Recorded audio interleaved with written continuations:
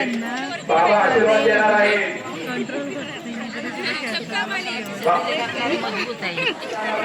साईबाबांच्या डोक्यावर चरण ठेवले तरी चालते, मस्तक ठेवले तरी चालते.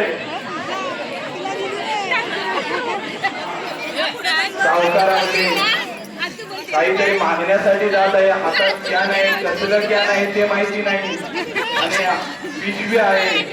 सावकार त्याला जुगारत आहे, तू जा म्हणून सांगत आहे.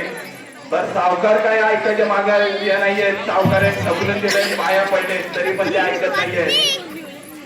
बघा, शेतकरी हा चाललाय साईबाबांच्याकडे. साईबाबा त्याला आशीर्वाद देत आहेत.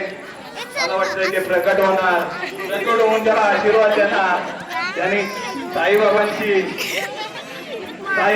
भरपूर काही मागितलेलं दिसतंय, आणि साईबाबा खरोखरच त्याला देत आहे. तो पण त्याच्या मध्ये घेत आहे.